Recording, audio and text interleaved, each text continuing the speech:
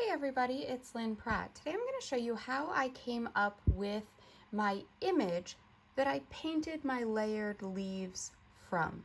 So I started by going outside and finding a plant with a shape of leaf that I liked. I don't even know what type of plant this is, but I really liked the shape of leaves and the way that they were along the stem. And the plant that I saw had a ton of branches, was a huge bush, so it had plenty of them to choose from where I could get different patterns. So what I did was I took outside with me just a big white piece of cardboard, and I just got a small piece of branch, held it up to my cardboard, and then just took my photo with my cell phone. I didn't need a high quality photo, all I did was my cell phone. So you can see I have some shadow there and the white background and everything like that. I purposely went out on a somewhat cloudy day, so I did not have sharp highlights and shadows. Most of the time I didn't even have a shadow at all because it was cloudy. So then all I did was I took my selector tool, I set it at a high tolerance, and I just selected my background and deleted it.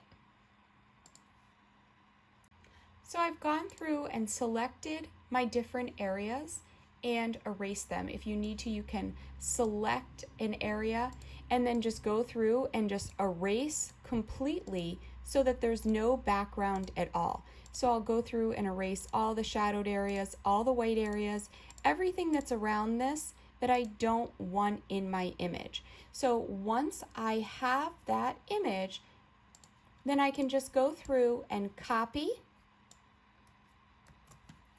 my image with no background, go to a clean sheet, and paste it right on.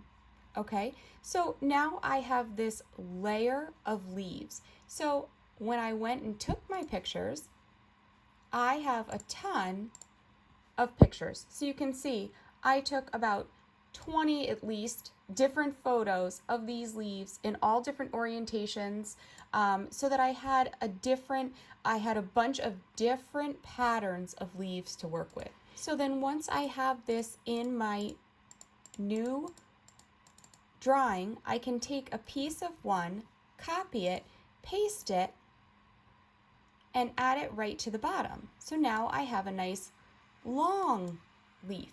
If I want to, if I can switch the orientation. So if I just go to Edit, Transform, and Flip Horizontal, it flips just this small piece, and then I can add it on the bottom and it's not the same pattern over and over again. And of course I'll take pieces from all the multiple ones that I did, so it's all different patterns. So once I have all of these, I can merge this layer so that I have my one thing as one layer. And then if I double click over here on my layer, I can go to opacity right at the top, and I'm going to put this down to 20%. Okay, and that gives me this nice light layer. Now, if I duplicate this layer, now I made multiples, but if you duplicate it, you can just go into, and then my next one is at about 60%. Okay, so really when I did it, I came up with a whole bunch of different layers. So these are all different images that I've pieced together from all the different photos that I took, and all three of these I have arranged how I want them on my paper, and I have them all at 20% opacity. I also did another layer of different ones that came in. These are at 60%, okay? And then I can play around with the composition on my computer before I go straight to my paper. Then my last layer is at full at 100% opacity, and I can really play around with and move around those layers and see exactly where I want them to go when I'm gonna do my painting. Then when I'm doing my painting, I can take off these layers, just look at one at a time, and then I have this as my reference.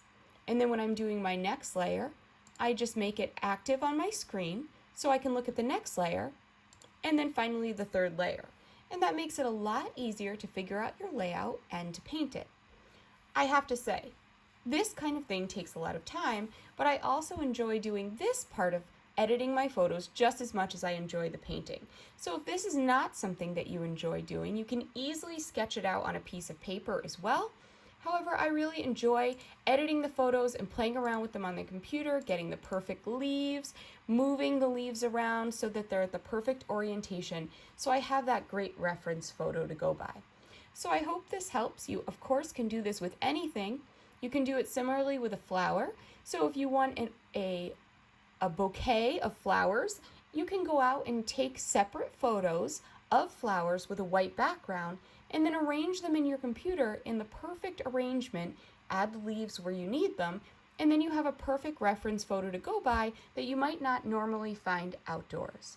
So thanks so much for joining me in this part of the tutorial, and don't forget to check part 2 to see the actual painting of it. Thanks so much. Let's paint.